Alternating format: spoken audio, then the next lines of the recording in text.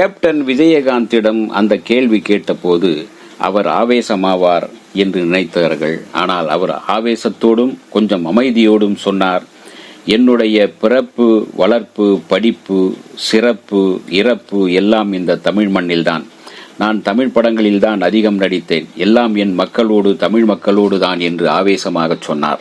அது என்ன கேள்வி? 2005ஆம் ஆண்டு புதிய பார்வை பத்திரிகைக்காக விஜயகாந்த் பேசிய ஒரு நெடிய பெரிய அரசியல் சார்ந்த, சினிமா சார்ந்த ஒரு நேர்காணல் இதோ இன்று உங்களுக்கு தருகின்றேன். அடுத்த கட்டம் அரசியல் வெளிப்படையா அறிவிச்சிட்டீங்க. குடும்பத்துல ஆரம்பத்துல இருந்து உங்க அரசியல் சூழ்நிலை எப்படி இருந்தது? புதிய பார்வையின் இந்த கேள்விக்கு கேப்டன் சொன்ன பதில், எங்க குடும்பமே அரசியல் குடும்பம்தான். தாத்தா காங்கிரஸ்காரர், அப்பா காங்கிரஸ்காரர், நானும் என்னுடைய அண்ணனும் திராவிட உணர்வுகளால் ஈர்க்கப்பட்டோம். வீட்டில் வேற யாரும் அரசியல் பேசுறதில்லை. அப்போ அந்த காலத்தில் திலகர் திடல்னு ஒரு பெரிய திடல், அங்குதான் பெரும்பாலான கூட்டங்கள் நடக்கும். சந்தை தானே திலகர் திடலே, அந்த சந்தை தான். எந்த கூட்டம் நடந்தாலும் அது தமிழக அரசியல்ல ஒரு பெரிய மாற்றத்தை உருவாக்கும். நாங்க அப்போ இளவட்டம், திடலுக்கு உள்ள போறதில்லை. வெளியே டீ கடை பக்கத்தில் நின்றுக்கிட்டு பால் இல்லைன்னா டீ காஃபி குடிச்சிட்டு அங்கே கட்டி வச்ச மைக் அடியில் பிளாட்ஃபாரத்திலேயே உட்கார்ந்திருப்போம். 10 டீ 20 டீ குடிச்சிட்டு முடிகிற வரைக்கும் கூட்டம்தான். கூட்டம் முடிஞ்சதும் சட்டுன்னு வீட்டுக்கு போறதில்லை. மறுபடியும் எங்க பேச்சு தொடங்கும். கலைஞர் இப்படி சொல்கிறாரே, இது என்ன அர்த்தம்? எம்ஜிஆர் இப்படி சொல்கிறாரே, இதுக்கு என்ன? விடிய விடிய இதுக்கு என்ன அர்த்தம் என்று விடிய விடிய அரசியல் பேச்சு தான். வீட்டில் பணத்துக்கு குறைச்சல் இல்லை. அப்பா பெருசா கட்டி எங்களை எல்லாம் பயமுறுத்த மாட்டார். காங்கிரஸை காங்கிரஸ் அவரை கண்டுகளையே, நாங்க கண்டுகளையே என்ற கொஞ்சம் நினைப்பார். யார் வந்தாலும் பேச்சு கேட்க போனாலும் கலைஞர் எம்ஜிஆர் வந்தா மிஸ் பண்றதே இல்லை. அவர்களின் கூட்டத்தில் முன்னாடி போய் உட்கார்ந்து கொள்வோம். அதிலும் கலைஞர் பேச்சு கேட்கறதுக்காகவே எல்லா கட்சிக்காரங்களும் வருவாங்க. நான் அப்போவே தீவிர எம்ஜிஆர் விசுவாசி. எம்ஜிஆர் வழி நம்ம வழின்னு இருந்தேன். அவர் திமுகவை சார்ந்திருந்த போது நானும் திமுக. அவர் வெளியே வந்து அண்ணா திமுக ஆரம்பிச்சதும் நானும் அந்த பக்கம் போய்விட்டேன். எம்ஜிஆரின் படங்களும் அரசியலும் பெரிய ஈர்ப்பா இருந்துச்சு. அப்போ மன்றம், பாசறை எல்லாம் நடத்தினோம். மனநிலைக்கு தகுந்த மாதிரி கையில முரசொலி, சமநீதி பத்திரிகைகள் இருக்கும். அப்போவே சமூக சேவை செய்யற ஆசை இருந்துச்சு. ரிக்ஷாவெல்லாம் நண்பர்களோடு சேர்ந்து ஏழை தொழிலாளிகளுக்கு ரிக்ஷாவெல்லாம் வாங்கி கொடுத்தோம் நண்பர்களோடு சேர்ந்து. ஹாஸ்டல்ல நிறைய மாணவர்கள், பார்க்கவே கஷ்டமா இருக்கும், ஏழைங்க இருக்கும்.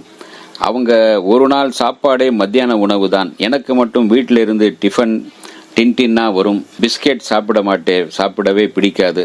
அப்படிப்பட்ட விஷயங்கள் எல்லாரும் சரியா இருக்குங்கிறதால எனக்கு வர்ற மிச்சர், பக்கடா எல்லாத்தையும் அப்படியே என் நண்பர்களுக்கு கொடுத்து விடுவேன். இவ்வளவு தீவிர அரசியல் உணர்வு இருந்தும் நீண்ட காலம் திரைத்துறையிலே இருந்திருக்கீங்களே, ஏன்? சினிமா மேல அப்போ பெரிய ஆர்வம் இருந்துச்சு. எனக்கு பெரிய நடிகனா வரணும்னு பெரிய வெறி. எம்ஜிஆர் மாதிரி வரணும்னு எண்ணம். எப்பவுமே அரசியல் மனசுல இருக்கு. முதல்ல சினிமாவில் ஜெயிக்கலாம்னு ஆசை. வந்துட்டேன். இதோ ரொம்ப வருஷம் ஆச்சு, ரொம்ப வெற்றி பெற்றாச்சு. அதுக்காக இத்தனை வருஷமும் அரசியல் எண்ணம் இல்லாம இல்லை. என்னோட அரசியல் உணர்வுகளை பத்திரிகைகள் மூலமாகவும் திரைப்படங்கள் வழியாகவும் பிரதிபலிச்சுக்கிட்டே தான் வந்திருக்கிறேன். இப்போ நேரடியா வந்திருக்கேன். திரைப்படங்களில் எம்ஜிஆர் ஃபார்முலாவை பின்பற்றிய மாதிரி அரசியலிலும் எம்ஜிஆரை பின்பற்றுவீர்களா? அப்படி ஒரு ஃபார்முலா எதுவும் இல்லை. உலகம் முழுக்க கதாநாயகன் ஜெயிக்கணும், அதுக்காக கதை நடக்கும். புருஸ்லி படங்களை பாருங்க. வில்லன் அடிப்பான், உதட்டு ஓரத்தில் ரத்தம் வரும். அப்போதான் அவருக்கு கோபம் வந்து திரும்பி அடிப்பாரு. இப்போ இது எல்லா இடத்திலையும் நடக்கிறது தான். என் படத்திலையும் இதுதான் நடந்தது. மற்றபடி அரசியல்ல ஒவ்வொருத்தரும் ஒவ்வொரு ஃபார்முலா இருக்கு. சிலருக்கு கூட்டணி ஃபார்முலா, சிலருக்கு கள்ள ஓட்டு ஃபார்முலா, சிலருக்கு வன்முறை ஃபார்முலா. எனக்கு இந்த மாதிரி எதுவும் இல்லை. ஜனங்களுக்கு நல்லது செய்யணும் அப்படின்னு நினைக்கிறேன். இதுதான் என்னுடைய ஃபார்முலா. அவங்களுக்கு நல்லது செஞ்சா அவங்க நமக்கு நல்லது செய்வாங்க. நானும் இதை தான் செய்கிறேன். என்கிறார் விஜயகாந்த். உங்களைப் போலத்தான் சிவாஜி கணேசனுக்கும் பெரிய கூட்டம் கூட்டினாங்க. தேர்தல்ல 50 தொகுதிகளில் நின்னப்போ ஒரே ஒரு தொகுதிக்கு திருவையாறுல மட்டும் டெபாசிட் வாங்க முடிஞ்சது. இந்த மாதிரி நடந்த விஷயங்கள் உங்களுக்கு தயக்கத்தை ஏற்படுத்தவில்லையா? இதற்கு கேப்டன் சொன்ன பதில், சார், ஏன் எப்பவும் தோல்வி அடைஞ்ச விஷயங்களை பார்க்கிறீங்க? ஜெயிச்சவங்களை பாருங்க. செருப்பு தைக்கிற தொழிலாளியோட மகன் லிங்கன் அமெரிக்காவோட ஜனாதிபதி ஆகலையா? ஏன் ஒரு தோல்வியை பார்க்கறீங்க? ஒரு என்டிஆரை பாருங்க, ஒரு எம்ஜிஆரை பாருங்க, ஒரு ஜெயலலிதாவை பாருங்க. இவங்க எல்லாம் ஜெயிக்கலையா?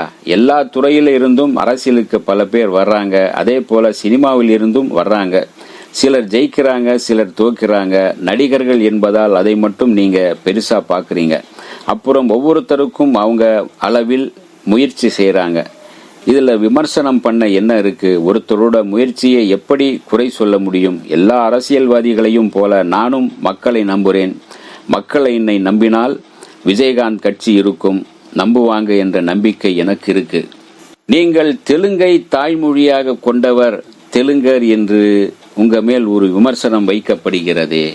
இந்த கேள்விக்கு கேப்டன் சொன்ன பதில், என் தாத்தன் முப்பாட்டன் காலத்தில் இருந்து இங்கேதான் இருக்கோம். தமிழ் மண்ணில் தான் நான் பிறந்தேன், வளர்ந்தேன், படித்தேன், பெயர் பெற்றேன். இன்றைக்கு நடிகனாக இருக்கிறேன்.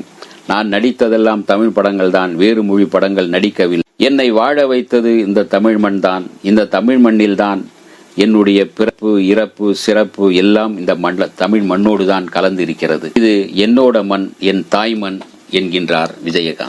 இந்த வீடியோ உங்களுக்கு பிடிச்சிருந்தா லைக் பண்ணுங்க, ஷேர் பண்ணுங்க, கமெண்ட் பண்ணுங்க, சப்ஸ்கிரைப் பண்ணுங்க, மறக்காம பெல் ஐகானை கிளிக் பண்ணுங்க.